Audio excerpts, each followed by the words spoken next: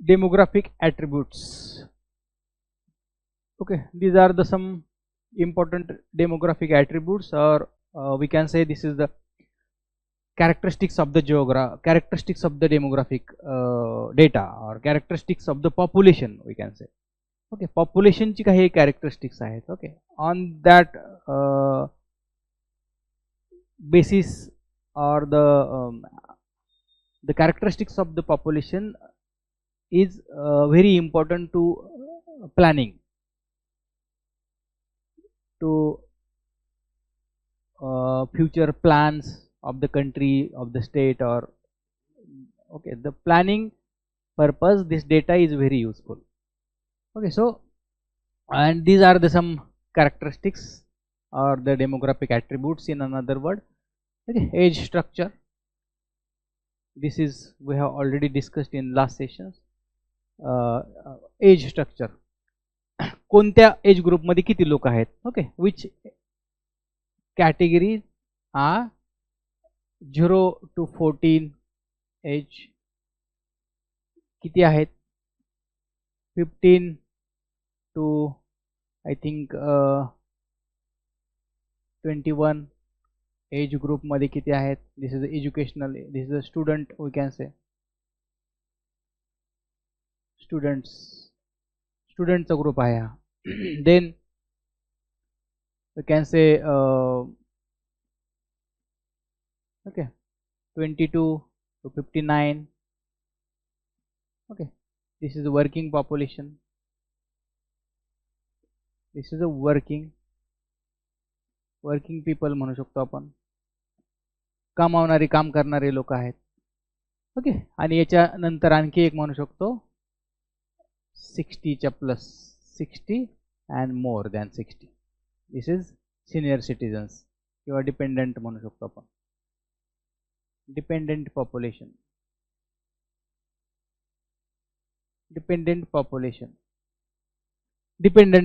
त्याच्यावरती डिपेंड असणार पॉप्युलेशन कोणतं.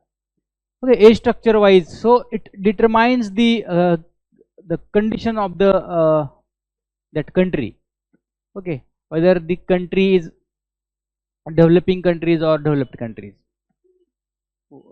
the data or the we can say the characteristics of the populations is important for the developments, important for the we can say occupational structure. Okay, and plans, development plans are actually prepared on this basis of the structure of the or the characteristics of the population. Then literacy rate, याच्यामध्ये पण असतं. Literacy rate मध्ये मग तुम्हाला लहान वयामधले समजा child literacy rate किती आहे, मेल फिमेल मध्ये किती गॅप आहे, लिटरेसी रेट किती आहे, state wise literacy rate. Okay, literacy वरती जे काही सगळ्या गोष्टी आपल्याला याच्यामध्ये. Then sex ratio. Okay, sex ratio की कसा आहे.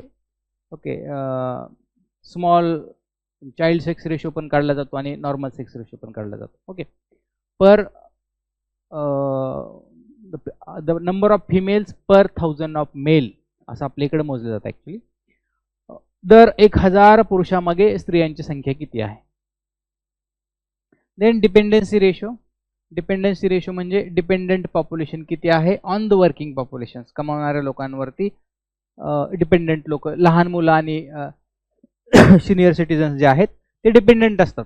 ओके, वर्किंग पॉप्युलेशनवरती. So that people are also having the data of the population or the characteristic of the occupational structure. Then structure आहेत बघा, प्रायमरी सेक्टर आहे, सेकंडरी सेक्टर आहे, then tertiary sector आहे, then primary secondary tertiary, then quaternary, then quinary. These are the different sectors. Occupational sector आपण म्हणू शकतो याला, occupational sector. Occupational sectors. Occupational sector व्यवसायाच्या म्हणजे व्यवसायानुसार, on the basis of the occupation, on the basis of the working categories. These are the categories, or these are the different sectors. Life expectancy. Life expectancy म्हणजे त्यांचं आपण म्हणू शकतो की किती आहे लॉंगिटिव्हिटी ऑफ द लाईफ, जीवन किती जास्त, ॲव्हरेज जीवनमान किती आहे लोकांचं. ओके, ते म्हणू शकतो आपण. So these are the some important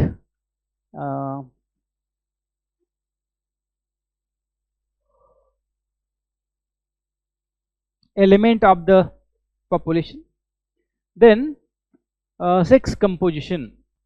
Sex ratio is equal to ratio between men and women in some attributes. Okay, sex ratio कसा काढला जातो? Men women, women in some countries.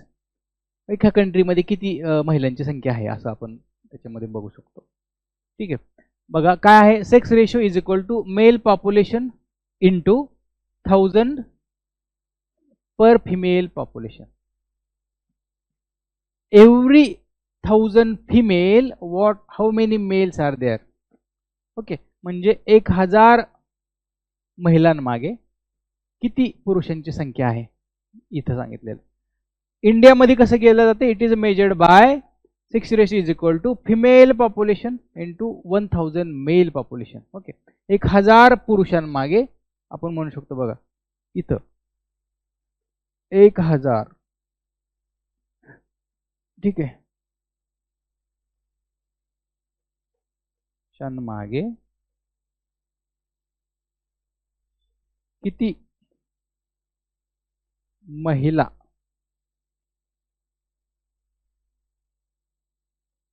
आहेत?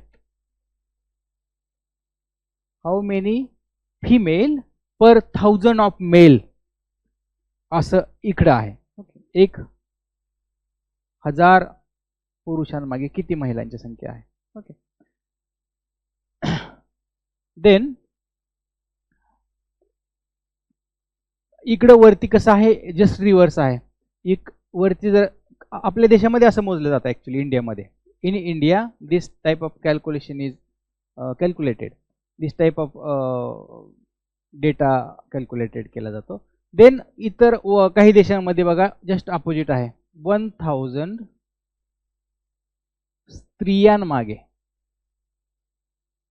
स्त्रियांमागे म्हणजे त्या तेवढ्या स्त्रिया असतील तर त्याच्या तुलनेमध्ये किती पॉप्युलेशन मेल किती पुरुष लोकसंख्या आहे.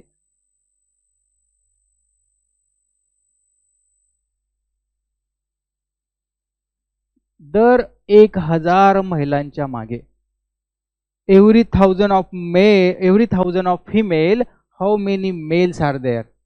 Okay, how many males are there? This is the conditions, or this is the process to the measurement, to do the measurement of the male female or sex ratio. Sex ratio gives important information about the status of the country. Sex ratio gives important information about the status of a country. Female to male ratio is lower where gender discrimination, female foeticides, female infanticides and domestic violence against the women are high. बघा याच्यावरून आपल्याला काय लक्षात येतं? Okay, what how this sex ratio is important. Okay, which are the indications, or which are the we can say the information is understand by the analyzing after analyzing of the sex ratio, the data of the sex ratio is the data. Okay, female to male ratio is lower where gender discrimination, female foeticides, female infanticides and domestic violence ह्या सगळ्या problems आहेत. मग इथं जर सगळ्या problems असतील तर ratio कसा असणार आहे? कमी असणार आहे, कारण महिलांची संख्या पुरुषांपेक्षा कमी असणार आहे. Okay, wherever this type of issues are there, this area having the low sex ratio. Okay, females are comparatively less in numbers as per the male, according as compared to the male. Okay, this is the sex ratio. So okay, so this determines the situations exactly, the women discriminations. Okay, women discriminations, gender discrimination. Then the reasons for the lower female to male sex ratio. The reasons for the lower female to male sex ratio. The lower socio-economic conditions. The lower socio-economic conditions of women in particular geographic areas. In a particular geographic areas, reasons for lower female. बघा, त्याचं प्रमाण कमी जर असेल तर मग त्याला काही कारण पण असतात. ओके, असं नाही की फक्त प्रमाण कमी आहे म्हणजे त्याला कुठलं कारण नाहीये, ते असंच कमी झालेलं आहे, असं नसतं. Okay, there is some particular some reasons behind that lower sex ratio, having the different reasons. Okay, lower socio-economic conditions for women in particular geographical area. Okay, there are some areas having the socio-economic conditions of the women is difficult, or lower socio-economic conditions of the women in that area. Male might have migrated to other locations.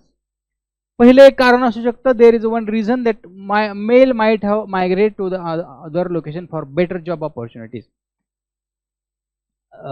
For example, Sindhudurg असेल, रत्नागिरी असेल, these areas or काही विदर्भातले काही जिल्हे असतील. Okay, these people or the male population is migrated towards to the big cities like Mumbai, Pune. Okay, because of the that areas having less opportunities. Okay, these areas having the push factor because the lackness of different aspects or different opportunities or different services. Okay, they are lacking. These areas are working as a push factor of the migrations. Okay, this is the reason, one of the reason. Then female have a biological advantage over male, as females are more resilient than male, but female faces more social and gender discrimination than male. Okay, तर discrimination मध्ये females जे आहेत ते आपल्याला जास्त हे केलेले दिसतात, discrimination. The following are the data. The following are the data.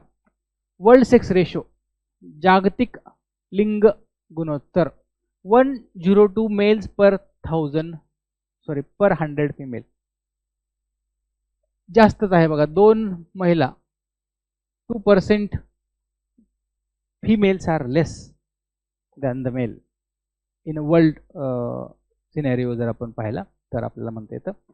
लॅटिव्हिया, Baltic country in Europe.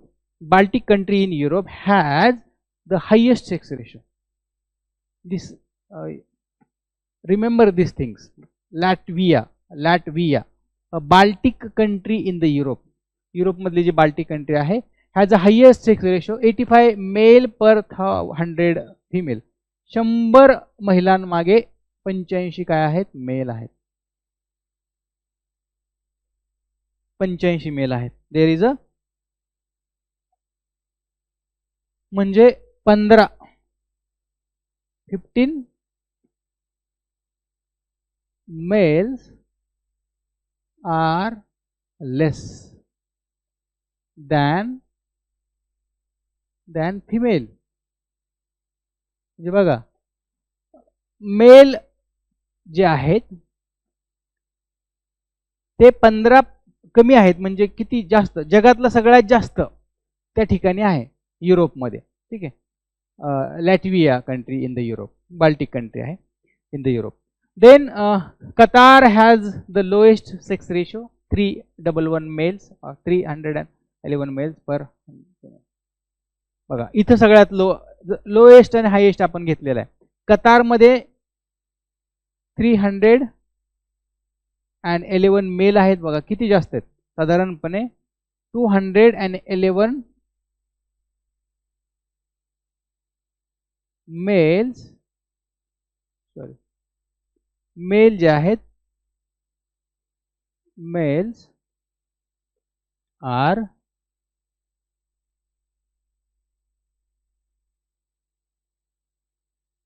more than females. म्हणजे किती आहेत बघा. दिस इज अ व्हेरी म्हणजे danger situation.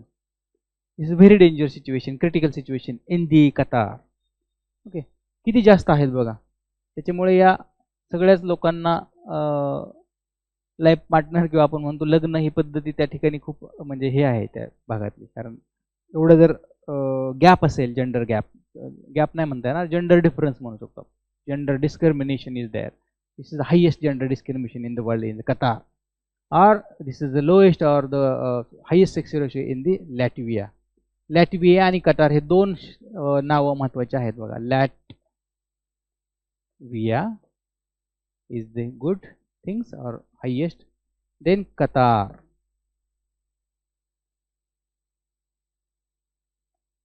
is bad things, having the negative we can say sense. Qatar आणि Latvia हा चांगलं condition आहे त्याची, गुड कंडिशन म्हणू शकतो. गुड कंडिशन म्हणजे कंपॅरेटिव्हली, कारण जगामध्ये सगळीकडेच आपण पाहिलं तर अशा पद्धतीची सिच्युएशन आपल्याला कसं दिसते की एक most of the countries having the less females than male. This is general I think data on an average if we check in the different countries in the world, then we can understand that thing. Then age structure. Okay, sex ratio नंतर आहे age structure. Different age groups of the population are represented by age structure. Different age group of the population are represented by age structure. Working age population 15 to 59. बघा, working age population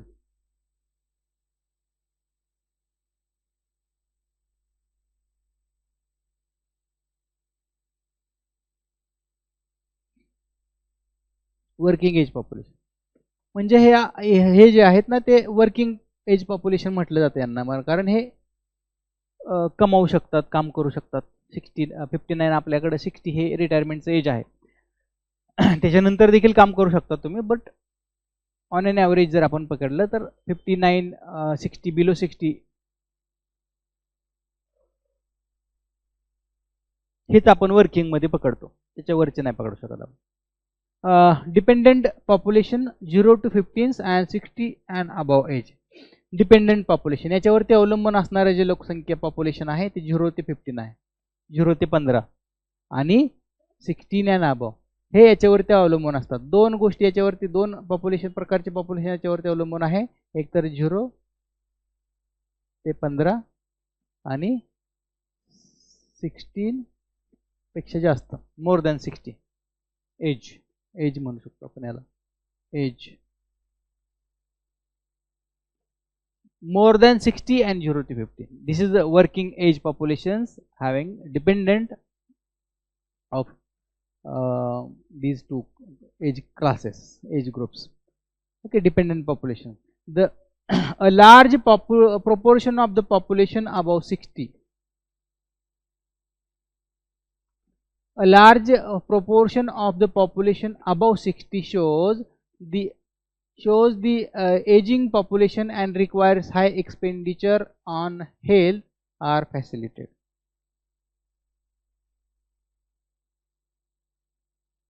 Okay. A large proportion of the population above 60 is okay. Like 1 second.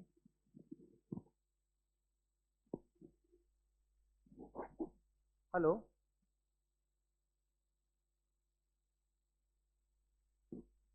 Hello, हा बोला ना.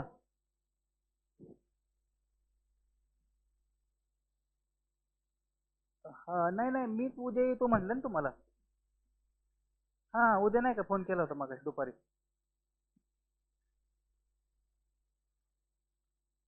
चालेल कधी मग गोष्टीवर आल्यावर phone करतो मग. हो चालेल. हो. किती वाजता साधारण तुम्हाला वेळ मिळेल? उद्या येतो 10 वाजता वगैरे, 10 वाजेपर्यंत. बरं चालेल, येतो मग 10:30 येतो. Okay okay.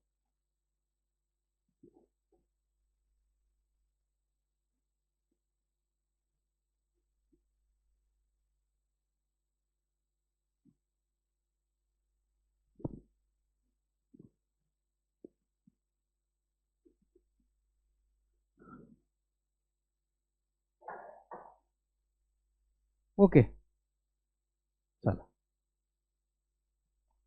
A large proportion of the population is above 60 shows the aging population and requires high expenditure on the health care facility. बघा, आता आपण हे सगळे कॅटेगरी करून त्याच्या मधली जी काही लोकसंख्या माहिती करून घेतली, तर त्याचा काय फायदा होणार आहे? What is the benefit of that?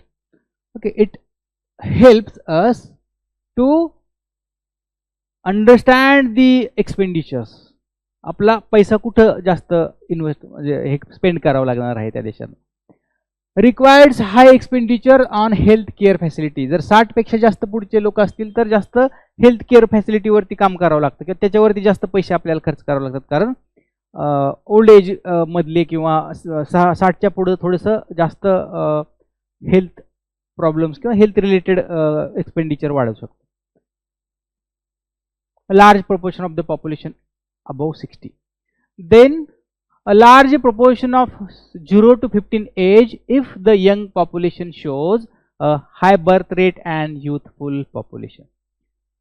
A large proportion of 0 to 15 age if the young population shows a high birth rate and youthful population. Then population pyramid. Okay, the population pyramid. Next point आपल्याला त्याच्यामधून बघता येतो. Population pyramid. The population pyramid used to show the age sex structure of the population. Population pyramid used to show age sex structure of the population. The shape of the population pyramid shows the characteristics of the population. The shape of the population pyramid shows the characteristics of the population. Shape of the population pyramid. बघा, population पिरामिडचे shape वेगवेगळे असू शकतात.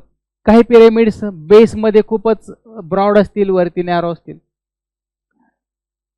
सम pyramids are having the broad in the peak and narrow in the bottom, like this. Okay, and some pyramids are broad and narrow. Old पॉप्युलेशनच जास्त असेल आणि child group मधलं population खूप कमी असेल. ओल्ड एज ग्रुप अबव 60 किंवा 60 population is more than this bottom age group. Okay, so there are different pyramids are there on the basis of the population characteristic. Age sex structure. Then population pyramid म्हणू शकतो आपण. Shape of the population pyramid shows the characteristics of the. लोकसंख्येचे वैशिष्ट्य त्याच्यावरूनच कळतात. पिरामिडकडे बघितल्यानंतर आपल्याला लक्षात येतं की समजा इथं लहान बर्थ रेट जास्त आहे, इथं आपल्याला लगेच लक्षात येतं it's having the birth rate is very high. Birth rate is very high in this and death rate is very low. Death rate जो आहे is low. What indicates this pyramid? This one. What indicates this? Birth rate. Birth rate is less and death rate is less. Both are less. Death rate जो आहे very less. दोन्ही कमी आहे. Birth rate कमी असल्यामुळे संख्या कमी असते या एज ग्रुपमध्ये, परंतु या एज ग्रुपमध्ये डेथ रेट पण कमी असल्यामुळे लोकांची संख्या जास्त वाढते. इथं जसं जापानचं आहे आता सध्या, Japan, Canada. Okay, so these are some important characteristics of populations we can understand on the basis of the pyramid, population pyramid. Okay, pyramid वरून आपल्याला लक्षात येतं. Age sex structure. age sex structure. Age sex structure refers to the number of females and males in different age groups. Age sex structure refers to the number of females and males different age groups. वेगवेगळ्या age ग्रुपमध्ये आपल्याला हे तयार झालेलं दिसतं. Expanding population. Okay, population कसं आहे? Expanding population हा एक कॅरेक्टरिस्टिक्स आहे ह्याचा पिरॅमिडचा एज सेक्स स्ट्रक्चरच्या नुसार बघितलं. This type of population pyramid is in the triangular shape असा होणार आहे, बरोबर. Shape with wide base, for example Nigeria, Bangladesh, Mexico. हा जो बेस आहे ना, this is wider base, wide base आहे आणि हा जो आहे तो कमी आहे. टॉप जो आहे तो नॅरो आहे, छोटा आहे, कारण तिथं लोकसंख्या खूप कमी आहे. It is generally in less develop countries. साधारणपणे लेस डेव्हलप कंट्रीजमध्ये आपल्याला असं पाहायला मिळतं. This situation India, Bangladesh, Pakistan, okay, or some developing countries are also comes under, or the pyramids of the population of that country is looks like this image or this shape. It is generally in the less developed countries a large base shows a high birth rate. Then constant population.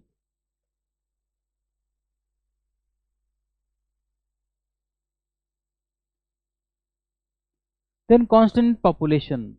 It is shown in bell-shaped and tapered towards the top. असा आहे ते. Okay, constant. This is the constant thing. हे आणि हे सारखंच आहे, almost सारखंच आहे. It is shown in bell shaped and tapered towards the top. The bell-shaped pyramid has birth and death rate almost the same. दोन्ही पण बघा, इथं जर आपण पाहिलं तर काय होईल, याचं बर्थ रेट जे आहे, birth rate and death rate, हे वरती का लिहितोय मी, कारण इथला आहे ना, हे अबव 60 आहे. अबव 60 सांगितलेला एज ग्रुप, 60च्या वरचे एज ग्रुपचे सगळे इथे येतात. आणि हा जो काय बेस आहे तो 0 ते 14 वर्ष, 14 एज ग्रुपमध्ये येतं. म्हणून आपल्याला इथंच बर्थ रेट कळतो खाली, म्हणजे बर्थ रेटनुसार आपल्याला हा इथं दिसतं. आणि हा आणि ऑलमोस्ट हा किंवा हा म्हणू शकतो आपण, इथं आणि इथं ऑलमोस्ट सारखा आहे. Leading to the constant population. एक कॉन्स्टंट, जसे की ऑस्ट्रेलियाचं एक्झाम्पल आपल्याला इथं घेता येतं. पिरॅमिड जो आहे त्याचा तो साधारणपणे असाच असतो, हॉरिझॉन्टल असाच साधारणपणे एक स्क्वेअर सारखा असतो, खाली पण सारखा, वरती पण सारखा, थोडासा वरती आपल्याला असं झालेलं असतं taper. This type of pyramid indicates the population characteristics like birth rate and death rate are almost same, not exactly same, but it is almost same. Okay, declining population. Declining population. A narrow base and tapered top of the pyramid show the low birth rate and death rate. Low birth rate आणि death rate झालेला आपल्याला याच्यामध्ये दिसतो. For example Japan. Okay, काय आहे, narrow base and tapered top.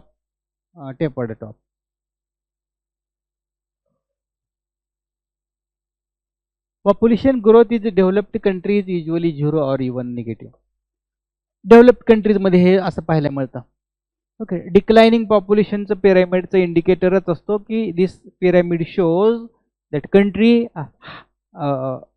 Experience the declining trend of the population. Population declining म्हणजे काय होतं, लोकसंख्या कमी व्हायला लागते, म्हणजे लोकसंख्या कमी व्हायला लागते. Every decades or every census recorded the declining rate of the population. Okay, as compared to the previous 10 years, this population is declining. Okay, कमी होताना आपल्याला ते दिसतं. Then rural urban composition. Okay, rural urban composition मध्ये काय दिसतं बघा, based on the resident population. based on the resident population can be a divide between rural and urban. This division is needed because lifestyle, livelihood, occupation structure, the density of the population, level of the development and soil conditions are different in the rural and urban regions. Okay, हे आपल्याला त्याच्यामध्ये झालेलं दिसतं. Most of the population in rural areas dependent on primary activities, whereas non-primary activities in the urban areas.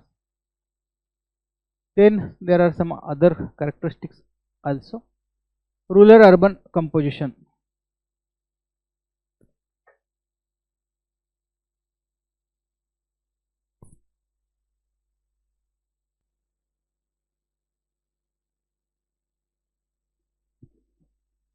चलो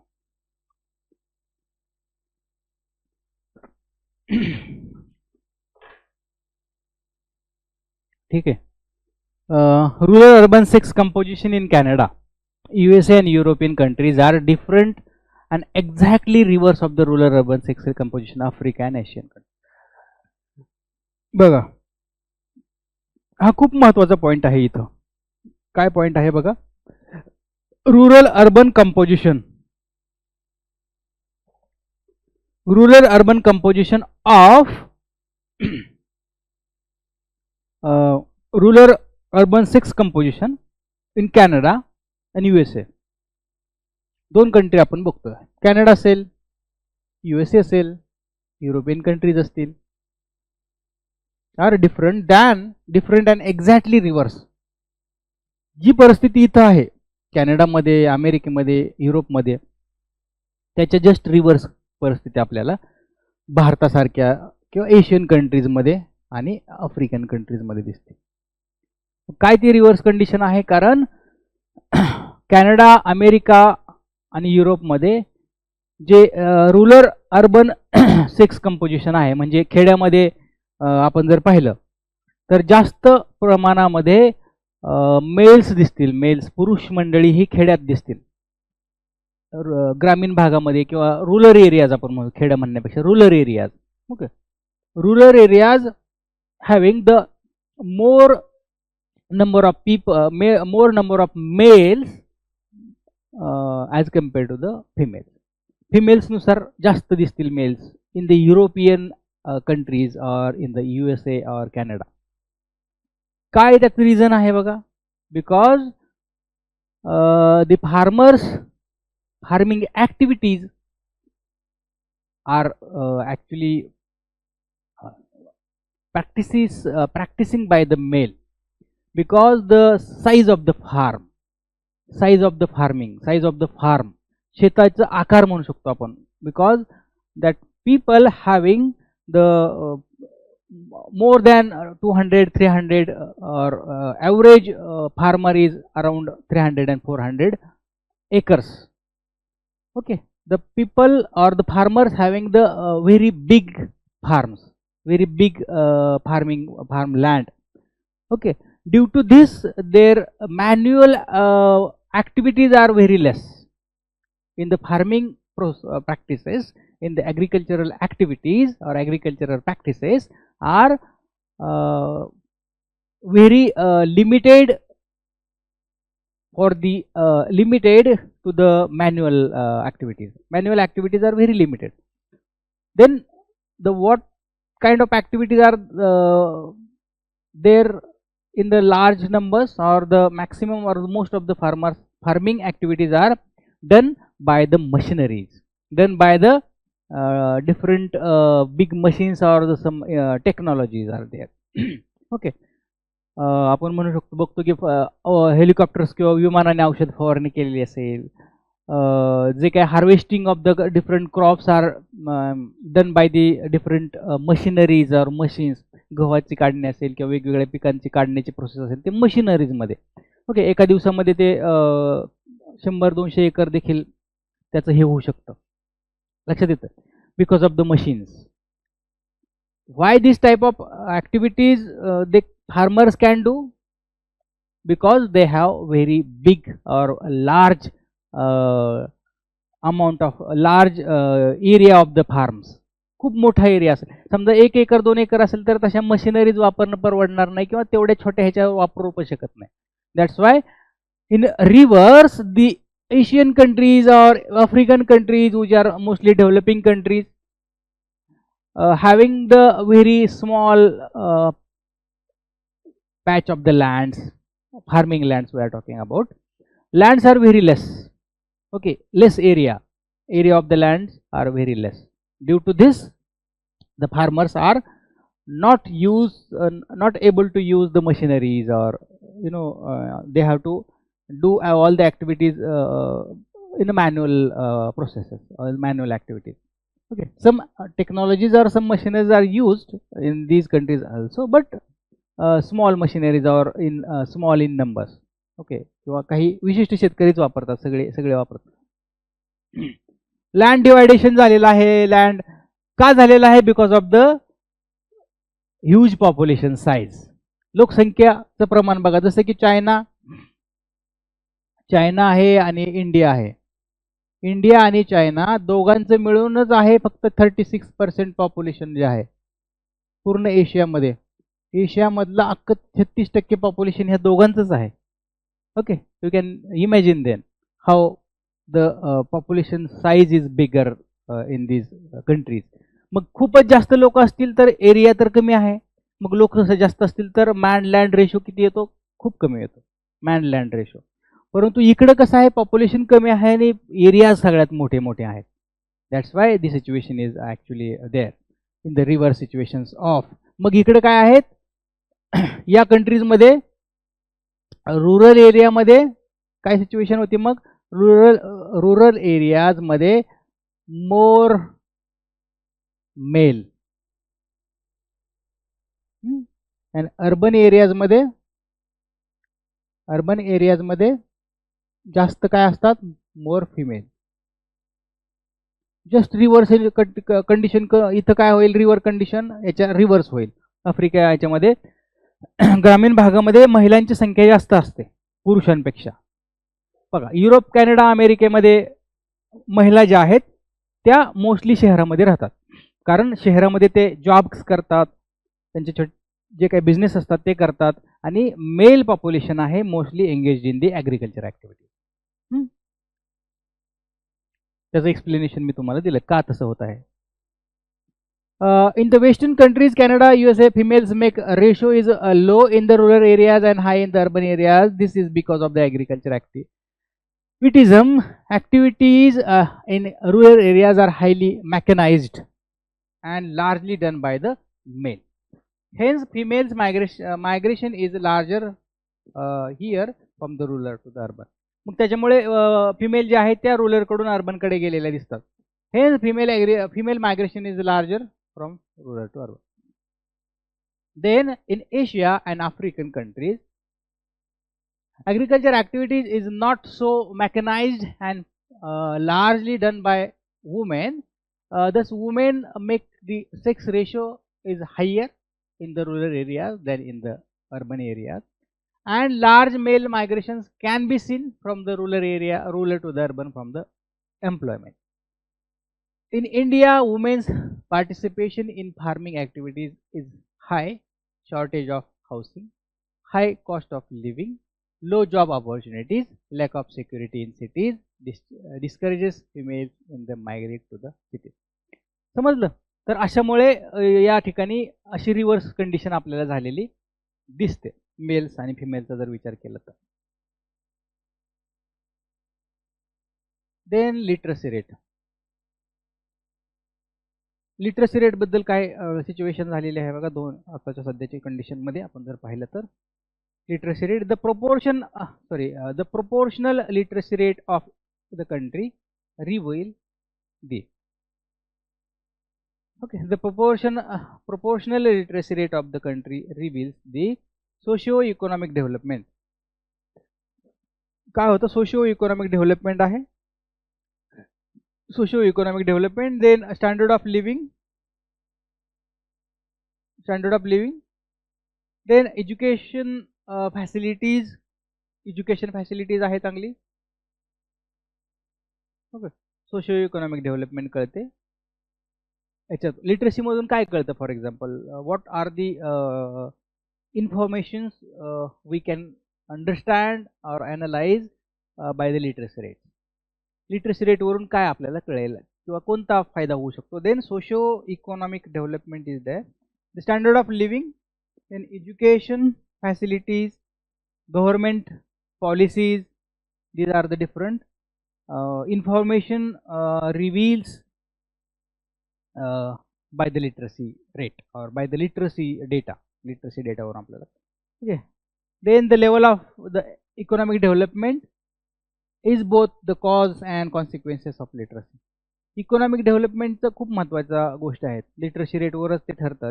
literacy rate determines your occupational structure. Literacy rates explains the development of the country, or basically economic development of the country.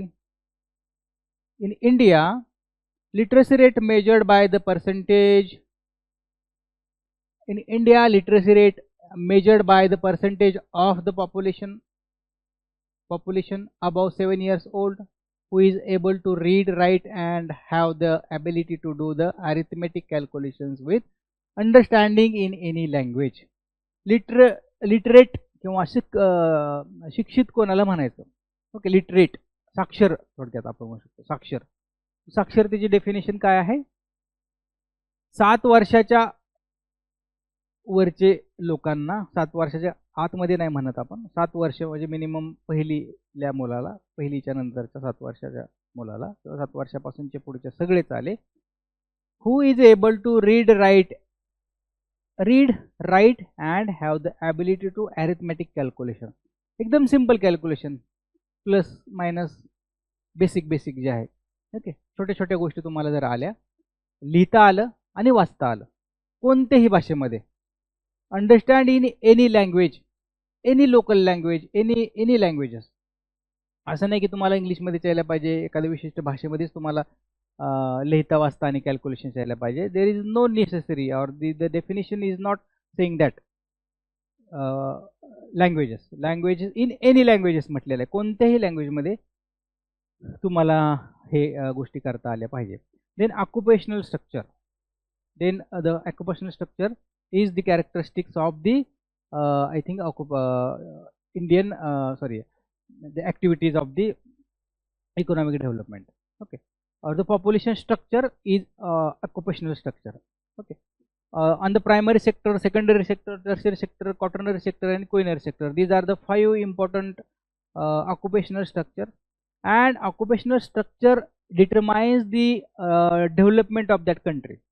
Okay, if the more number of people are engaged in the primary activities, then it indicates that the country is having the more population engaged in the primary sector, or it means in the agriculture sector. It determines the development of that country is less. Development of that country is less or low development of the country. In the countries, which countries are having more population engaged in the secondary and tertiary activities or further sectors, it determines or it indicates the development of that country is good, or the economic development of that country is good, because the sectors are developed of the secondary or tertiary sector. Okay, so this is the indications of the occupational structure. The working age population or 15 to 59 age group takes various parts of occupation such as we can say the working population. Primary activities मध्ये कोणत्या गोष्टी येतात बघा? Agriculture, forestry, fishing. Secondary activities मध्ये manufacturing, constructions and tertiary activities मध्ये IT and communication मध्ये येतात. In the developing countries, the majority of the population is dependent on primary sector. Developing चं म्हणतो आपण, डेव्हलपिंग कंट्रीज मध्ये बेसिकली आपल्याला काय दिसतं, यामध्ये majority of the population is depend on the primary majority असं नाही की 100% असेल, but majority of the population, most of the population are engaged in the primary activities in the developing countries, विकसनशील देशांमध्ये जसं भारत, पाकिस्तान, बांगलादेश वगैरे आहेत. Then in the developed countries the majority of the population are working in secondary and tertiary. हा तर फरक आहे जो आपल्याला ऑक्युपेशनल स्ट्रक्चरच्या डेटावरून मिळतो. कारण आपण डेटा जो असतो तो याचा देखील डेटा असतो. कोणत्या प्रत्येक व्यक्ती जो आहे population census calculate, population census survey करत असताना प्रत्येक व्यक्ती कोणत्या सेक्टरमध्ये काम करतो त्यावरून ते ठरतं. ओके, कोणत्या सेक्टरमध्ये तुम्ही काम करताय, ओके, त्यावरून ते ठरतं की त्याचं डेव्हलपमेंट स्टेटस काय आहे, डेव्हलपमेंट स्टेज काय आहे, ते त्याच्यामधून कळत असतं. Need for population stabilization. Okay, then need for these are the different population characteristics which we have discussed so far in above some pages, some slides. Now we'll move to the next point, that is need for population stabilization. लोकसंख्या स्थिरीकरणाची गरज काय आहे? लोकसंख्या स्थिरीकरणाची गरज आहे तिथं. Need of population stabilization according to the United nations.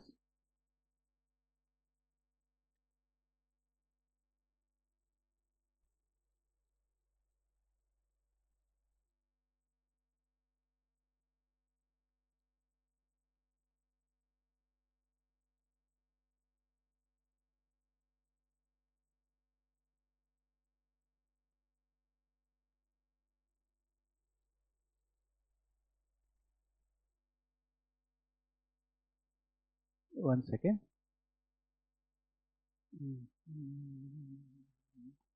Okay. Need for population stabilization. Okay. Need for population stabilization. लोकसंख्या स्थिरीकरणाची गरज काय आहे? काय आहे? लोकसंख्या स्थिरीकरणाची गरज. त्याला आपण मराठीमध्ये म्हणू शकतो लोकसंख्या स्थिरीकरण म्हणजे स्टॅबिलायझेशन, लोकसंख्या स्थिरीकरण.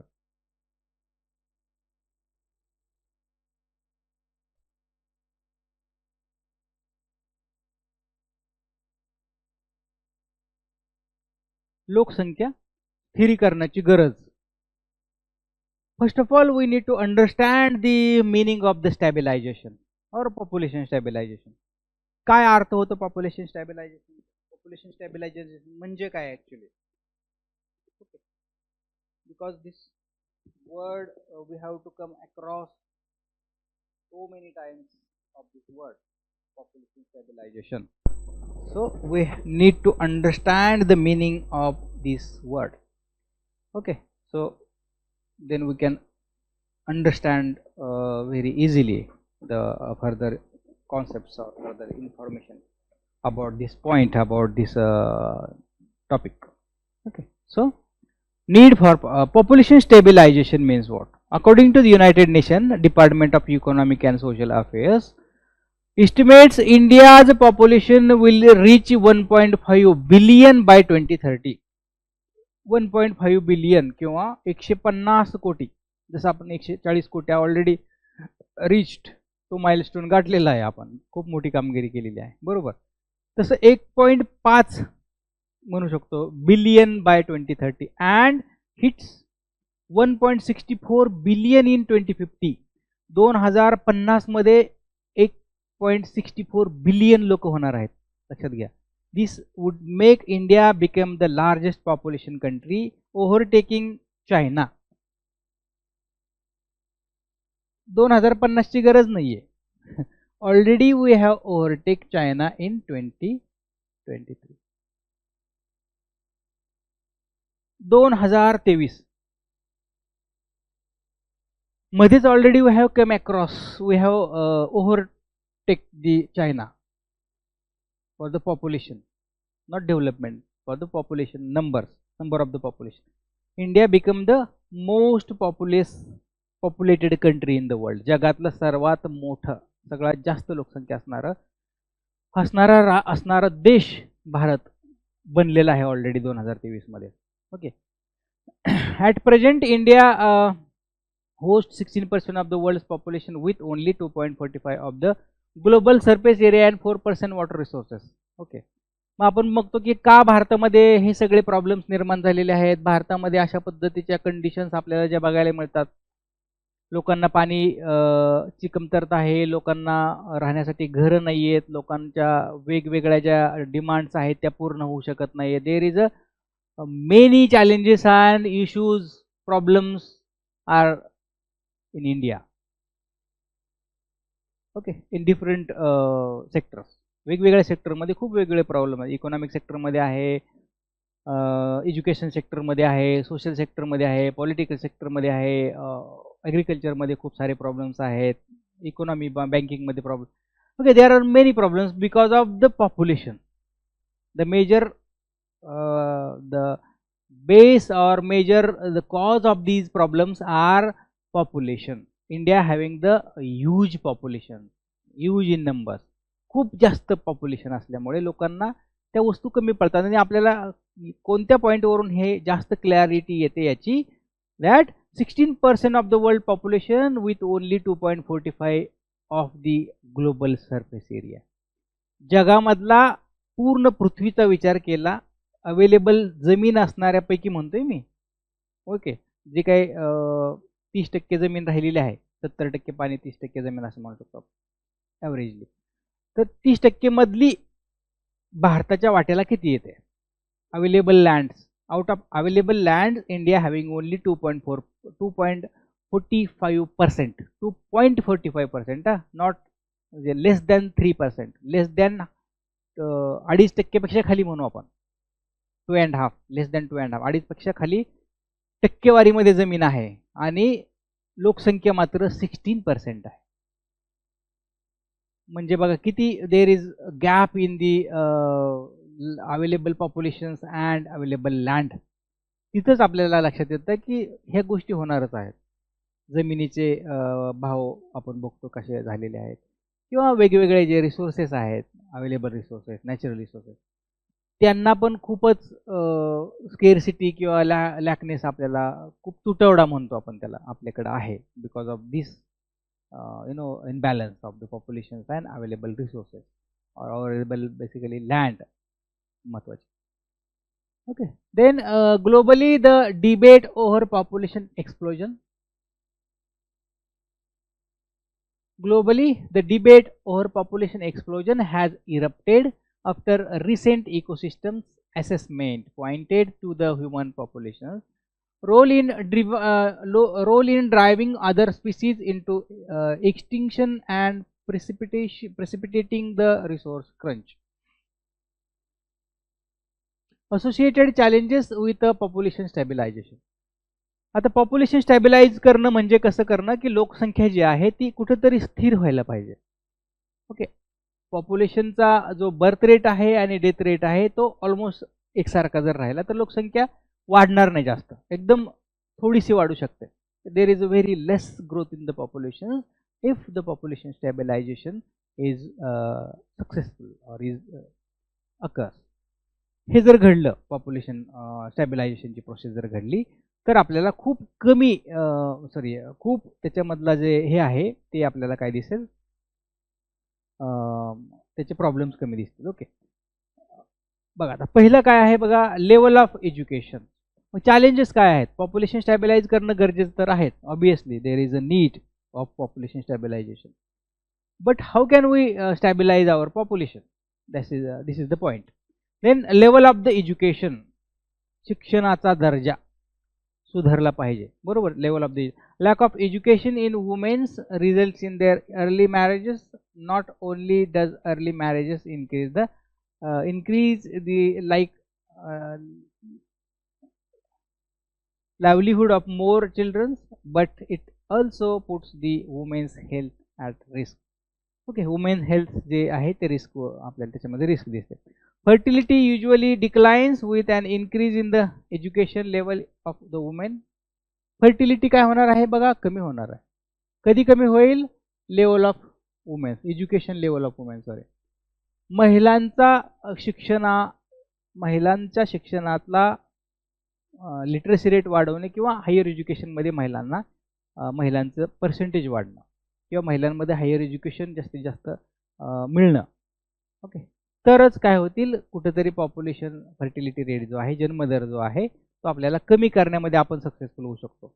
मग हे चॅलेंज आहे ॲक्च्युली. हे काही लगेचच आपण ठरवलं, पॉलिसी बनवली आणि झालं असं नाही होणार.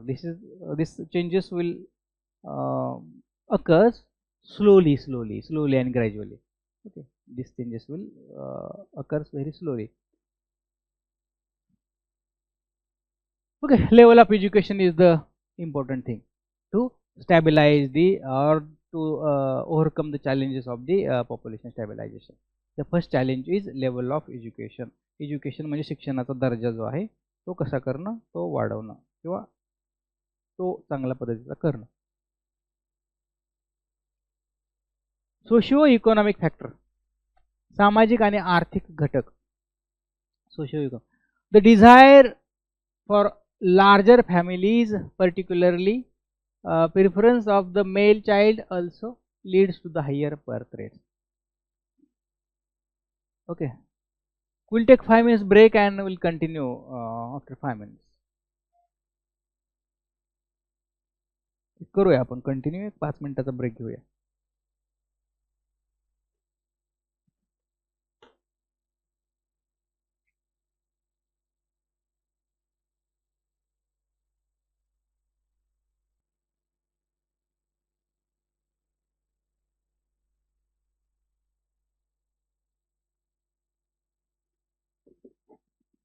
Okay, we'll continue.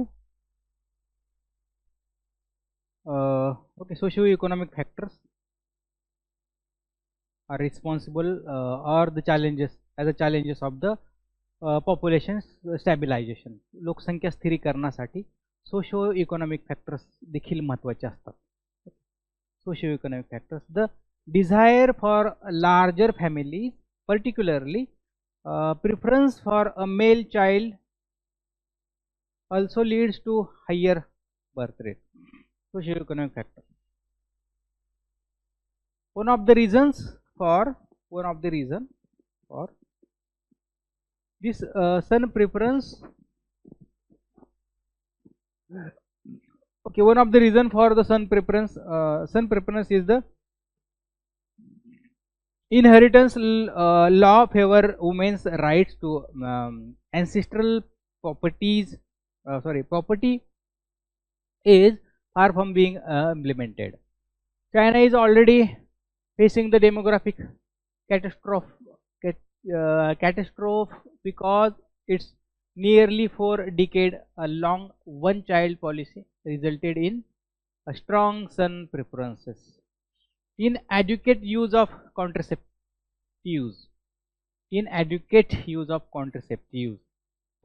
use आहे तो बघा. Women in rural areas of the northern states like UP, Bihar are still giving birth to 4 or more children. This is because the contraceptive prevalence rate is less than 10%. Okay, म्हणजे समजा या भागामध्ये बघू शकतो आपण, UP असेल, बिहार असेल, आज देखील ते खूपच कमी प्रमाणामध्ये लेस दॅन 10% गर्भनिरोधक सामग्रीचा वापर करतात, कॉन्ट्रासेप्टिंग मेथडचा वापर करतात. त्याच्यामुळे तिथला जो काही पॉप्युलेशन ग्रोथ रेट आहे, तिथला जो काही पॉप्युलेशनचा बर्थ रेट जो आहे तो खूप जास्त आहे. ओके, त्याच्यामुळे आपल्याला जास्त लोकसंख्या ग्रोथ रेट दिसतो भारताचा. In many districts, women do not use modern family planning method. Okay, तर फॅमिली प्लॅनिंग मेथड्स देखील वापरले जात नाहीत. Rely on traditional contraception method, आणि जुन्या पद्धतीच्या ट्रॅडिशनल मेथडकडे ते वळतात, म्हणून देखील आपल्याला त्याचा रेट जो आहे तो कमी झालेला दिसतो. म्हणजे यूज कमी झालेला आहे आणि पॉप्युलेशन ग्रोथ रेट वाढलेला आहे. Emergence of son of soil narratives असं एक धारणा किंवा असं एक हे नॅरेटिव्ह तयार झालेला आहे, समज तयार झालेला आहे, तो म्हणजे emergence of son of soil narrative. Okay, southern states that have achieved population stabilization now face the issues of elderly will start outstripping the working age population. Okay. Initially, it was thought that younger people from the central north states might fill the governing gap in services. However, with the emergence of growing resistance of people from northern states working in the southern states, such prospects appears to being increasingly uncertain. Okay, ह्या सगळ्या गोष्टी आपल्याला त्याच्यामधून झालेल्या दिसतात. Politics of population stabilization. Population स्टॅबिलायझेशनचं काय politics आहे बघा. Population stabilization, the constitution's amendment 84th amendment, 84वी घटना दुरुस्ती आहे. कोणती? 84वी घटना दुरुस्ती. 84वी घटना दुरुस्ती आहे. 84th अमेंडमेंट ऍक्ट 2002 ला हा ऍक्ट पास झाला. Extended the freeze on the state wise allocation of the seats in the Lok Sabha and Rajya Sabha to 2026.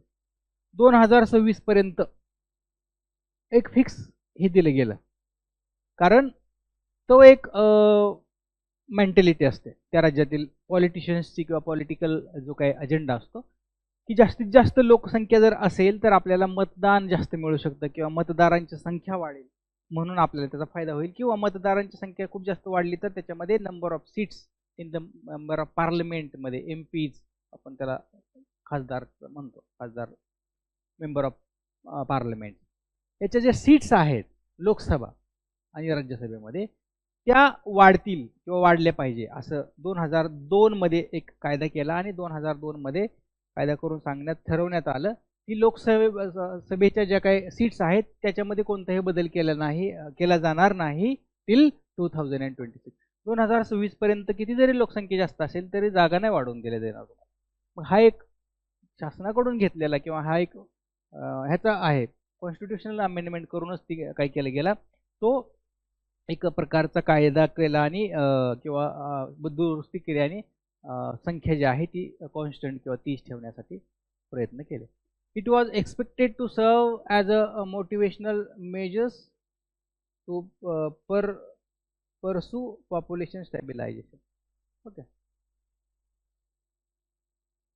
However, this goal has not been achieved as the population in northern state continue to rise. परंतु northern स्टेटमध्ये मात्र असं करून देखील लोकसंख्येमध्ये कसं काही फार फरक पडला नाही. म्हणजे लोकसंख्या बर्थ रेट कंट्रोल करण्यामध्ये काही लोकांनी जास्त इंटरेस्ट दाखवलेला नाही आहे, जरी तसं त्या पद्धतीचं जरी सिच्युएशन म्हणजे लोकांना हे केलं तरी देखील. So this is one of the the challenge of population stabilization. आता पुढे आपल्याला काय करावं लागेल, समजा पॉप्युलेशन स्टॅबिलायझेशन करायचं असेल, लोकसंख्या स्थिरीकरण करायचं असेल, what we can do for future. Adopting women centric approach. Women centric approach adopt केला पाहिजे. Adopting women centric approach. Woman centric approach, वुमेन्सला सेंट्रल ठिकाणी किंवा केंद्रस्थानी मानून आपण डेव्हलप केला पाहिजे किंवा आपण हे केलं पाहिजे. Population stabilization is not only about कॉन्ट्रसेप्शन्स.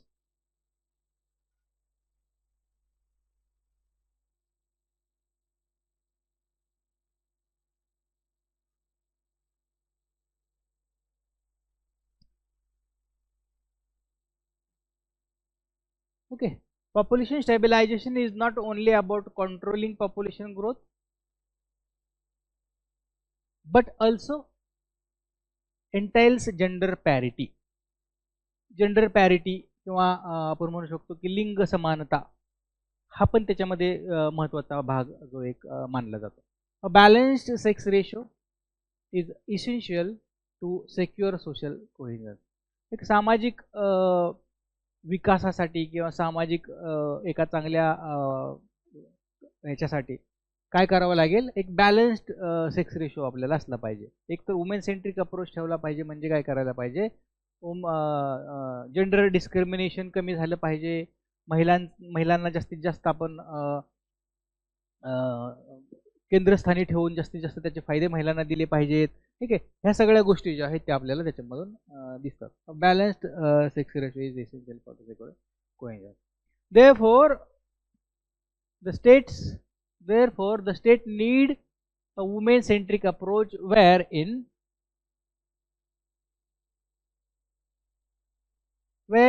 the incentive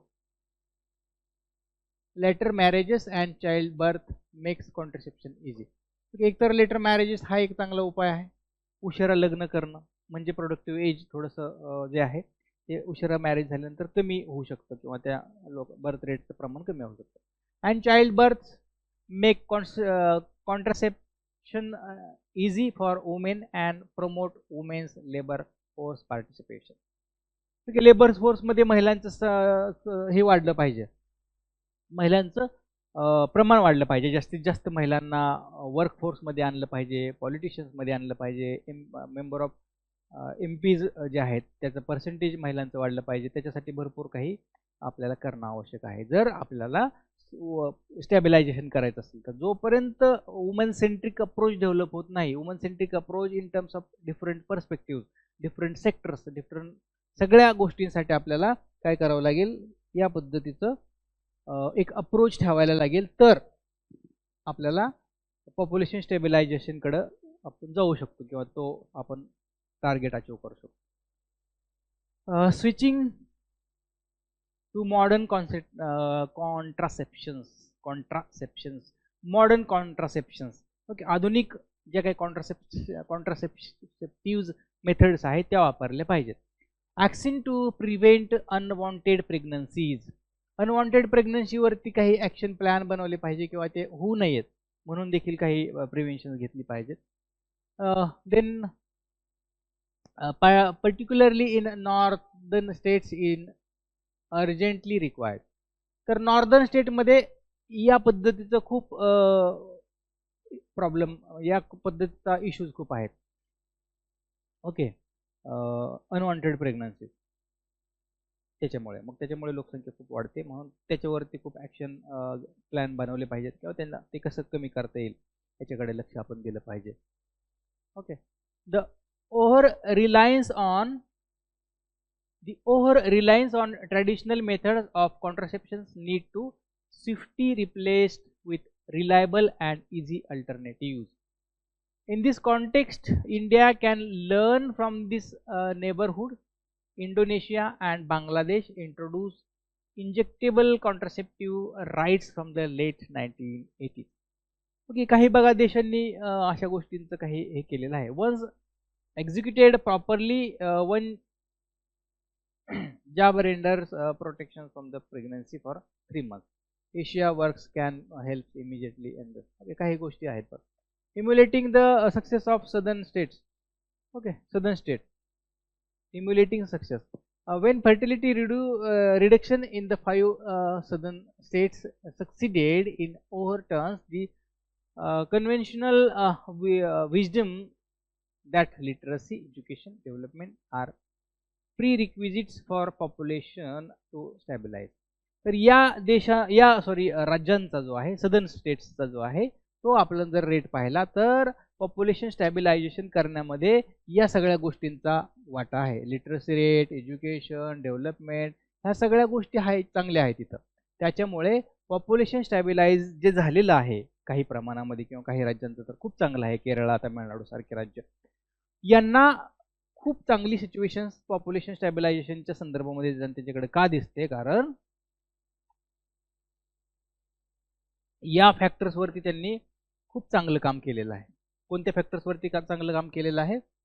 literacy, education आणि डेव्हलपमेंटवरती खूप चांगलं काम केलं, म्हणून त्याचे रिझल्ट्स आपल्याला तिकडे दिसतात त्या पद्धतीने. The simple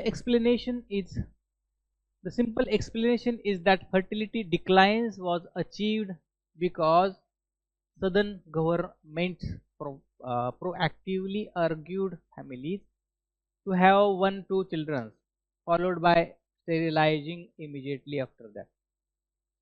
Almost the entire state apparatus was marched to achieve this objective.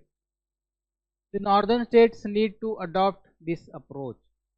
तर नॉर्दर्न स्टेटमध्ये हा अप्रोच अडॉप्ट केला गेला पाहिजे नॉर्दर्न स्टेटमध्ये. ओके, तर चांगल्या पद्धतीने आपल्याला त्याच्यावरती काम करता येऊ शकतं. Need to adopt this approach.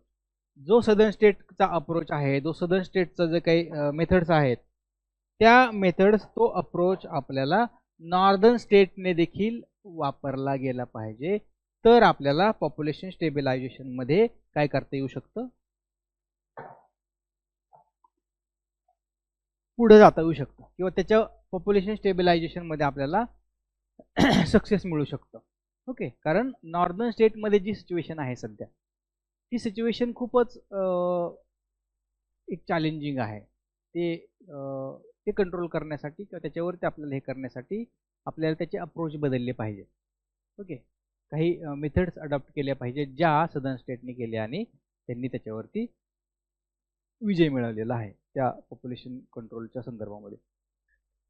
Okay, then this is the conclusion part of the population stabilization. Is the population stabilization difference between the southern and northern state is becoming disproportionately skewed. Okay, तर हा जो gap आपल्याला दिसतो. In such a scenario, demographics will eclipse economic growth and destroy the gains from young population. Thus, the long-term policy requires stable population constants with the requirement of the sustainable economic growth, social development, and environmental protections. तर ह्या गोष्टी आपल्याला महत्त्वाच्या त्याच्यामध्ये आहेत. Then next point is the population policies. Okay, population policies, लोकसंख्या धोरण. Every country does not have the population policy. Even India, or after independence, before independence, and few years of the after independence also, India does not have such a particular separate population policy. Population policies are there, but that was part of the 5 years plan. Okay, in 5 years plan they are included, but separately population policy was not done, not prepared for India, because there are some different reasons behind that. But that is the scenario, that is the background of the population policy in India, as well as in the other countries in the world. There is also some countries are only having the population policies, but some are not any population policies, because they are not in that stage, or they don't need to do the population policies strictly. Okay, because the population, or even some countries are having the totally different population policies than developing or the Indian population policy. India always trying to minimize the population birth rate, and control the population growth, or always trying to stabilize the population. But some other countries like Canada, Japan, and some countries in the Europe, they are having the population policies, but in another we can say the targets. Their targets are different. They are trying to increase the population because they have very good resources, natural resources, as well as the technological resources. Technologies are very developed, or very good technology are the countries having. But the problem is they don't have the sufficient population, so populations to use or they utilize that resources and their technology. So that's why they are trying to increase their population. Okay, so the population policies are related to that manner, or that we can say manner. Okay, असं आपल्याला त्याच्यामध्ये दिसतं. बघा, population policy कशी आहे. One of the major issues confronting India is its rapid population growth based on estimation of the most recent United Nations data. Okay, recent United nations data किंवा संयुक्त राष्ट्रापासून राष्ट्रांच्या वेगवेगळ्या याच्यामधून जो काही रिपोर्ट्समधून डेटा आलेला आहे तो डेटा काय सांगतो,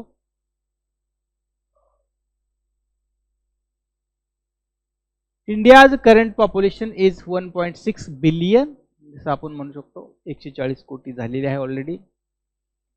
मार्च 2022 मध्ये ते मोजले होते, March 29 of March 2022. Between now and 2015, India's population will grow by 273 million people.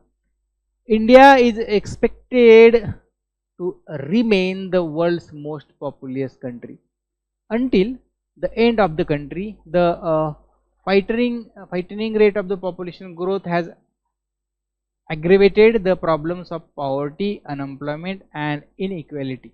Because of the rising demand, India's resources are rapidly depleting. In view of the above, the government has formulated many policies on population, including Family Welfare Department and National Population Policy 2000. 2000 ची population policies खूप महत्त्वाची आहे. Okay, खूप महत्त्वाची आहे आणि त्याच्यामध्ये आपल्याला काय दिसतात, वेगवेगळ्या ज्या काही टार्गेट्स आहेत, ठरवलेले काही गोल्स आहेत पॉप्युलेशन पॉलिसीजमध्ये. शॉर्ट टर्म गोल्स असतील, मिड टर्म गोल्स असतील, लॉंग टर्म गोल असतील. There are the different types of goal has set in the population policy to control the birth rate, to stabilize the population growth, and all necessary activities or all necessary things are mentioned in the population policy, and they are linked or assigned as a target or the goals in the policy. Okay, the population policies are being developed to address unmet needs in relation to population. Okay, पॉप्युलेशनच्या संदर्भामध्ये काय करण्यासाठी आहेत, address दी अनमीट needs, ज्या पूर्ण न झालेल्या सगळ्या गरजा आहेत पॉप्युलेशनच्या संदर्भामध्ये, पॉप्युलेशनच्या चॅलेंजेसच्या संदर्भामध्ये, तर त्या पूर्ण करण्यासाठीच पॉलिसी बनवलेली असते. पॉलिसी का बनवलेली असते, तर या सगळ्या जे चॅलेंजेस आहेत, हे सगळे जे प्रॉब्लेम्स आहेत भारतामध्ये, तर पॉलिसी प्रॉपर बनवल्याशिवाय त्याच्यावरती ओव्हरकम आपल्याला करता येणार नाही किंवा त्या प्रॉब्लेम्सवरती आपल्याला सोल्युशन्स काढता येणार नाही. हा पॉप्युलेशन पॉलिसीज बनवण्यामागचा महत्त्वाचा काय असतो, उद्देश असतो. बरोबर, उद्देश असतो पॉप्युलेशन पॉलिसीच्या पाठीमागे, बनवण्याच्या पाठीमागे. It includes contraception, health care infrastructure.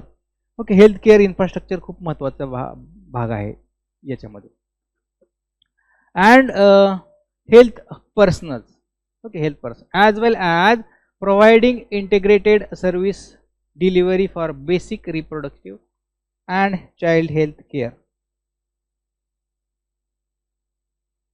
The primary goal is to achieve a stable population that meets the requirement of long-term economic growth, social development, and environmental protections.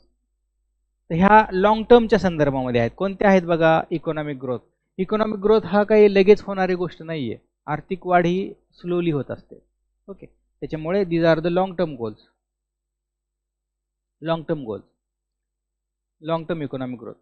Then social development, सामाजिक विकास, हा देखील काही short term goal असू शकत नाही आहे. समाजामध्ये विकास होण्यासाठी खूप त्याला वेळ जायला लागतो. लॉंग टर्म प्रोसेस आहे ती,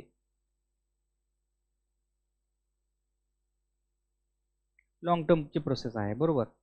देन एन्व्हायरमेंटल प्रोटेक्शन्स, एन्व्हायरमेंटल प्रोटेक्शन,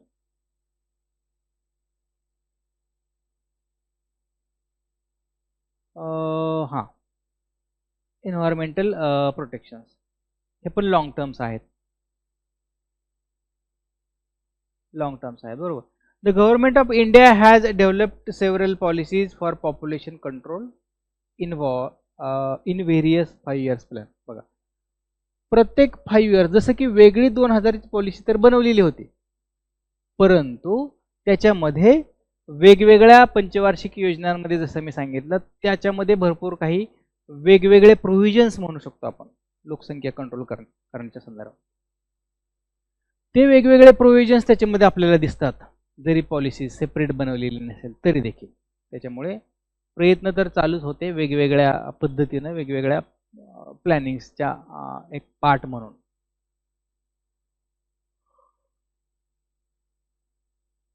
आता प्री इंडिपेंडंट पिरियड जो आहे, प्री इंडिपेंडंट पिरियड जो आहे त्याच्यामध्ये बघा, the British did not consider population growth to be a problem prior to independence.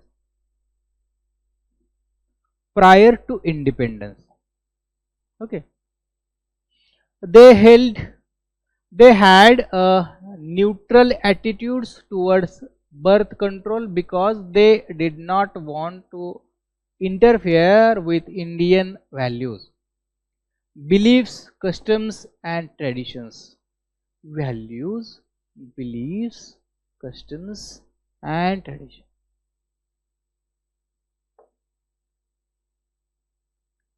Okay, values, believes, customs and traditions ह्या गोष्टी आपल्याला याच्यामध्ये आणता येत नाहीत. बरोबर, डोंट वॉन्ट इंटरफेअर.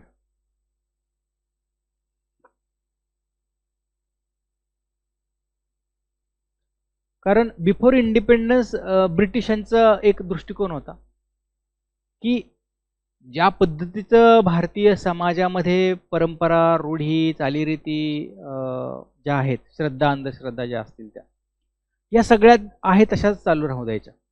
जर त्याच्यामध्ये आपण इंटरफेअर केला तर लोक आपल्याला काय करतील, त्याला विरोध करतील आणि त्याच्यामुळे आपलं ते ऐकणार नाहीत, आपल्याला ते त्रासदायक होऊ शकतं. त्याच्यामुळे Britishers had the neutral attitudes toward the population control or toward the population policies, making of the population policy. Okay, so this is the one of the reasons. As a result, this period is known as period of indifferences. Period of indifferences. Okay, indifferences आहे period. त्याच्यामध्ये काही बदल झाला नाही. The Indian intelligentsia on the other hand was aware of the problem of population growth and devoted for birth control. जसं की P.K. Wattal आहेत. P.K. Wattal was the first to advocate for birth control in India. भारतामधला birth control करण्यासाठी त्यांनी प्रयत्न केले. Publishing a book on the subject in 1916. He was followed by R.D. Karve. कर्वेंचं पण काम आहे भरपूर त्याच्यामध्ये. रवींद्रनाथ टागोर आहेत, P.N. सप्रू आहेत, जवाहरलाल नेहरू आहेत, भोर कमिटी आहे. ओके, या सगळ्या लोकांनी देखील जरी पॉप्युलेशन पॉलिसी नसेल तरी बिफोर इंडिपेंडन्सच्या काळामध्ये पॉप्युलेशन कंट्रोलसाठी वेगवेगळे त्यांचे विचार असतील, त्यांचे वेगवेगळ्या प्रयत्न असतील, आपल्याला त्याच्यामधून दिसत होते. जरी पॉप्युलेशन पॉलिसीज नसेल तरी, ब्रिटिशांचं जरी दुर्लक्ष असेल तरी देखील काही लोकांच्याकडून आपल्याला पॉप्युलेशन कंट्रोलसाठी, बर्थ कंट्रोलसाठी काम केलेलं आणि वेगवेगळ्या त्यांचे जे काही विचार आहेत ते मांडलेले आपल्याला दिसतात. ओके, गांधीजींचं काय म्हणणं होतं बघा पॉप्युलेशन याच्या संदर्भामध्ये. Gandhiji supported birth control as well. कारण बर्थ कंट्रोलवरती गांधीजींचं पण त्यांनी पण सपोर्ट केला होता. गांधीजींनी पण supported birth control as well but emphasized natural methods. Natural method वापरली पाहिजे. ज्या काही ॲडव्हान्स मेथड्स आहेत बर्थ कंट्रोलच्या, कॉन्ट्रासेप्टिव्ह मेथड्स ज्या आहेत त्या न वापरता आपण नॅचरल मेथड्सकडे गेलं पाहिजे असं त्यांचं म्हणणं आहे. Such as self control. Self कंट्रोलवरती जास्त त्यांनी भर दिला. Abstinence and the safe prior over artificial methods. Okay, during the last period of British colonialism during the last period of British colonialism the intelligentsia prepare background thoughts related to him control. wrote Professor Gunnar Myrdal. Okay, after independence, logical and systematic birth control policies were implemented. Okay, after independence, logical and systematic birth control policies were implemented. The period of neutrality. तर याला एक हा जो काही period होता 1947 to 51, 1947 ते 51 पर्यंत न्यूट्रलिटीचा period आहे. साधारणपणे लोकसंख्या जरी एक न्यूट्रल भूमिका राहिलेली आहे शासनाची. ओके, ब्रिटिशांच्या काळामध्ये देखील आणि आफ्टर इंडिपेंडन्स देखील. Following independence and before the start of the planning era there was a period of neutrality. यालाच पिरियड ऑफ न्यूट्रलिटी म्हणतात. 1951 पासून ते आपण काय केलं, सुरू केले पॉप्युलेशन 5 इयर प्लॅन्स सुरू केले. तर 5 इयर प्लॅन्समध्ये काही प्रोव्हिजन्स आपल्याला पॉप्युलेशन कंट्रोलच्या संदर्भात होते त्याच्यामध्ये ऑब्विसली. त्याच्यामुळे त्याच्या आधीचा जो काळ होता 1947 ते 1951 बिफोर इंडिपेंडन्स, तर आपण बघितलं there is a no special actions taken by the governments or Britishers in the before independence period. But after independence and up to 1951, this period is called period of neutrality. The Indian government was preoccupied with post-independence issues such as post-partitions, rehabilitation. बघा, स्वातंत्र्यानंतर लगेचच भारताकडे अशी कोणताही लगेच population policies करावा असं काही सिच्युएशन नव्हती. त्यामुळे भारत पाकिस्तान पार्टिशन झालेलं आहे. त्याच्यानंतर त्यांचा रिहॅबिलिटेशनचा त्यांचं जे काही प्रॉब्लेम आहे, त्याच्यानंतर काश्मीरचा इश्यूज होता, त्याच्यानंतर खूप वेगवेगळे जे काही संस्थाने आहेत त्यांचा प्रॉब्लेम्स होते. त्याच्यामुळे गव्हर्नमेंट किंवा जे काही हे आहे त्यांना, राज्यकर्त्यांना हे प्रॉब्लेम सॉल्व्ह करण्यामध्ये त्यांना जास्त वेळ गेला किंवा हेच सगळ्या चॅलेंजेस त्यांच्याकडे होते. त्याच्यामुळे पॉप्युलेशन कंट्रोलचं चॅलेंज त्यांना त्या मानाने जरी माहिती असेल तरी ते लगेचच त्याच्याकडे लक्ष देण्यासारखी परिस्थिती त्याच्यावर नव्हती, किंवा लगेचच काहीतरी पॉप्युलेशन कंट्रोलच्या पॉलिसीज आपल्याला बनवाव्या लागतील किंवा बनवण्यासारखी तशी परिस्थिती त्याच्यामध्ये नव्हती, जसे की वेगवेगळे इश्यूज त्याच्यामध्ये होते. Okay, the Indian government was partition, such reorganization, Pakistan's invasion of the Kashmir. Okay, Jawaharlal Nehru on the other hand emphasized the need for a family planning program in India at one of the planning commission meeting in 1949. तर नेहरूंनी 1949च्या एका मीटिंगमध्ये ते विचार मांडले होते, जेणेकरून लोकसंख्या आपल्याला कमी करता येऊ शकते का, किंवा त्या करायला पाहिजे. So there were no policies of population. तर 1947 पासून ते 1951 पर्यंत, ओके, म्हणजे 48-49 4 years. Okay, there are 4 years consider as a neutrality. Okay, neutral period of neutrality म्हणू शकतो आपण. पिरियड ऑफ न्यूट्रलिटी होतं, कारण त्याच्यामध्ये स्पेशल कोणतीही अशी पॉलिसीज त्या ठिकाणी बनवली गेलेली नव्हती. ओके, आता बघा याच्यानंतरचा जो भाग आहे तो म्हणजे the term population stabilization refers to the state in which the population size remains constant. Okay, तर पॉप्युलेशन स्टॅबिलायझेशन म्हणजे पॉप्युलेशनची साईज ही कॉन्स्टंट राहिली पाहिजे, कमी पण नाही झाली पाहिजे, वाढली पण नाही पाहिजे. ओके, अगदी कमी एकदम काही पॉईंट्समध्ये वाढली तर ती वाढू शकतात. This is a very slow natural growth that can be considered. But खूप जास्त प्रमाणामध्ये किंवा मेजरली काही असा पॉप्युलेशन ग्रोथ जर राहिला तर त्याला पॉप्युलेशन स्टॅबिलाइज झाला असेल किंवा लोकसंख्या स्थिरावली आहे असं म्हणता येणार नाही जोपर्यंत पॉप्युलेशन कॉन्स्टंट राहत नाही. It's also known as the zero population growth. Zero population growth पण म्हणतात. पॉप्युलेशन स्टॅबिलायझेशनला झिरो पॉप्युलेशन ग्रोथ देखील म्हणतात. When birth plus in migration equals death plus out migration. बघा, birth plus in migration equals death plus out migration. The population of the country stabilize. Okay, तर हे situation आपल्याला त्याच्यामधून दिसतं. India's population is expected to reach 1.5 billion by 2030. Obviously तिथं जाणारच आहे आपण 150 कोटीकडे 30 पर्यंत, त्याच्यापेक्षा जास्त जाईल even. And 1.64 billion in by 2050.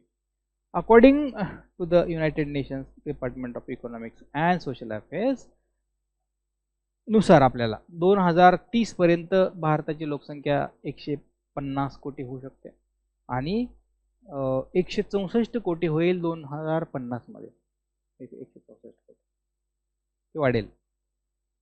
As a result India would surpasses China as the world's most populous country. तर भारत जो आहे चायनाला क्रॉस करून तो पुढे जाईल, जो ऑलरेडी गेलेला आहे.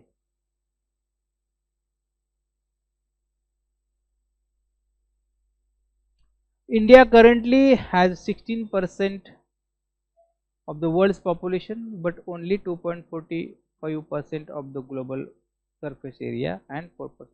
हे आपण पाठीमागच्या पॉईंट मध्येच बघितलेलं आहे. भारतामध्ये फक्त जगाच्या 2.45% एरिया आहे, लँड एरिया, आणि फक्त वॉटर जो आहे तो 4% वॉटर आहे. जगामधलं पृथ्वी म्हणजे जगामध्ये जे काही वॉटर अवेलेबिलिटी आहे त्याच्यापैकी फक्त 4% वॉटर रिसोर्स भारताला आहे आणि फक्त 2.45 एवढं काय आहे, सरफेस एरिया आहे. एवढी जमीन आहे आपण म्हणू शकतो सरफेस एरिया. हा काय आहे, सरफेस एरिया आहे, एवढा जमिनीचा भाग आहे आणि 16% पॉप्युलेशन आहे. 16% population, 16% population is there. Okay, this is imbalance. हा काय आहे, एक इनबॅलन्स तयार झालेला आहे आणि म्हणून पॉप्युलेशन स्टेबिलाइज करणं एक चॅलेंजिंग झालेलं आहे. After the recent ecosystem assessment pointed to be the human population's role in driving other species to extinction and precipitating a resource crunch. A global debate over population explosion has erupted. तर या गोष्टी आपल्याला म्हणता येतात. Okay, then we'll go through about the population control provisions in the different 5 years plan.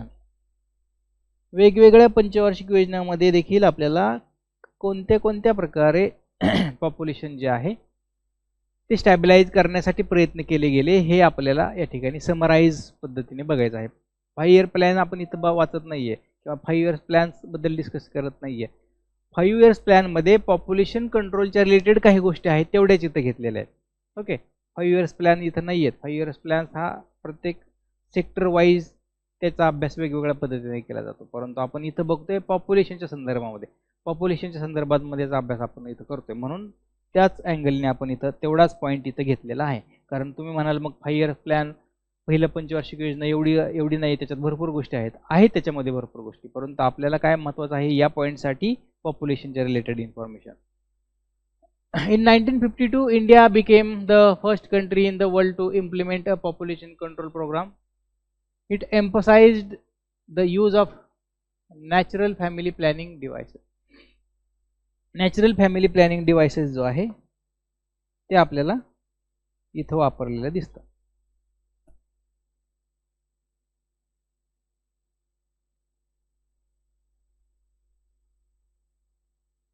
It emphasized the use of natural family planning devices.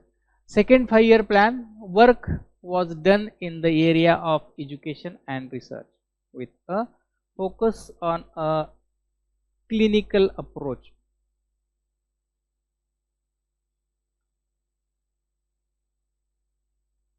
Third 5-year plan, the sterilization techniques for both men and women was adopted under the third 5-year plan.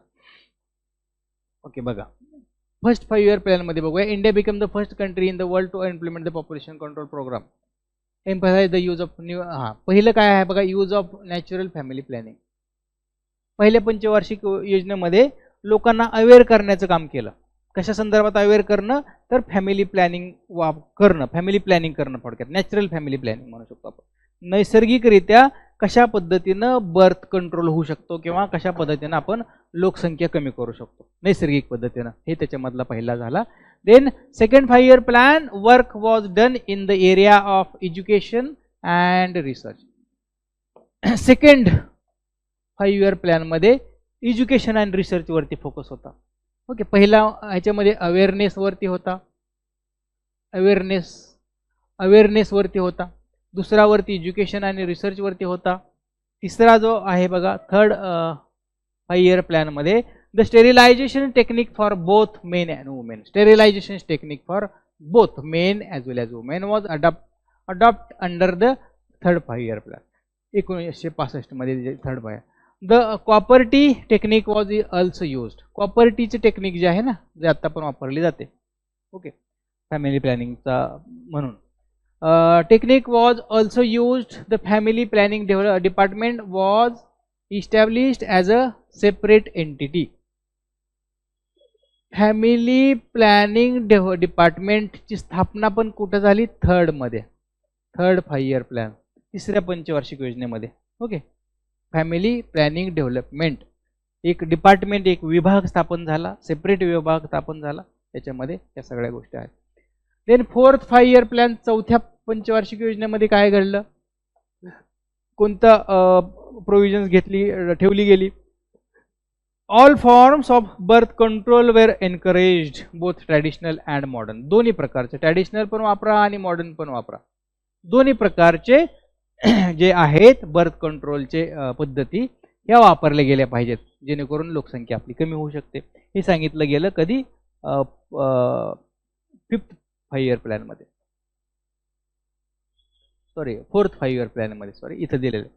Then fifth 5 year plan जो आहे, पाचवा पंचवार्षिक योजना जी आहे, the national policy national population policy was announce for the, पहिली जी बघा, this is the first national population policy NPP 1976. 1976ला 1976 was the in the 1976 the first population policy was implemented as part of the fifth 5 year. आणि हा पाचव्या पंचवार्षिक योजनेचाच भाग होता. पहिली पंचवार्षिक योजना ठीक आहे 1976 मध्ये. Sharda act of 1929, Sharda act of 1929 set minimum age of marriage which was raised under the policy. लग्नाचं वय वाढवलं गेलं. It raise the minimum age for boys 21 वर्ष मुलांचं व आणि मुलींचं 14 वर्ष. ते नंतर परत 18 केलेलं आहे पुढच्या ह्याच्यामध्ये, परंतु सुरुवातीला 1929 मध्ये हे केलं गेलं होतं, ॲक्च्युली केलं गेलं होतं. On the basis of the 1971 census the number of MPs and MLAs was fixed until 2021. 2001 पर्यंत म्हणून बघा, नंतर 84th अमेंडमेंट केलं आणि 2026 पर्यंत त्याची एक्सटेंडेड 2000ला संपली होती ती मुदत. MPs आणि MLAची संख्या जी होती 2001 मध्ये 2001च्या सेन्ससनुसार ती मॉडिफाय किंवा अपडेट करणार होते, परंतु ते का नाही केलं, कारण लोकांची मग मानसिकता असं होईल की जास्त लोकसंख्या असेल तर जास्त आपल्याला फायदा होईल. मग पॉलिटिशियन्स किंवा पॉलिटिकल हे काय करतील, लोकांना जास्त उलट लोकसंख्या वाढवण्यासाठी प्रोत्साहन देते, परंतु तसं होऊ नये म्हणून एक्सटेंड केलं गेलं. ह्याच्यामध्ये 2002 मध्ये फॉर एक्झाम्पल 2002 मध्ये एक अमेंडमेंट केलं, घटनादुरुस्ती केली. 84वी घटनादुरुस्ती होती आणि त्या 84व्या घटनादुरुस्तीमध्ये 2002 मध्ये असं सांगण्यात आलं की ती जी 2001 मध्ये जी मर्यादा एक पर्यंत जी मर्यादा होती, 1 पर्यंत जो काळ होता तो वाढवून आपण 2026 करतोय. तोपर्यंत कोणताही MPs आणि MLAची संख्या बिलकुल वाढणार नाही, जी आहे तशीच राहील. त्याच्यामुळे एक कुठेतरी कंट्रोल होईल पॉप्युलेशनमध्ये, कुठेतरी एक हे होईल, त्याचा फायदा होईल. परंतु तसा काही तेवढा फायदा झालेला आपल्याला दिसत नाही. यूपी, बिहार किंवा वेस्ट बेंगॉल किंवा झारखंड वगैरे नॉर्दर्न स्टेट जे आहेत त्यांची लोकसंख्या तशीच वाढत चाललेली. ओके, ते एक महत्त्वाचा त्याच्यामधला भाग आपल्याला याच्यामध्ये दिसतो. त्याच्यानंतरचा जो काही भाग आहे फोर्स स्टेरिलायझेशनचा भाग जो आहे किंवा नेक्स्ट पॉईंट जे काही राहिलेले आहेत ते आपण नेक्स्ट सेशनमध्ये बघणार आहे. आतापर्यंत जे काही डाऊट असतील कोणाला तर तुम्ही काय करू शकता, विचारू शकता. काही डाऊट्स असतील, काही प्रॉब्लेम्स असतील, यू कॅन आस्क. ओके, आपण थांबूया इथं. मग नेक्स्ट सेशनमध्ये जे रिमेनिंग पॉईंट्स राहिलेले आहेत ते आपण डिस्कशन करूया. थँक्यू.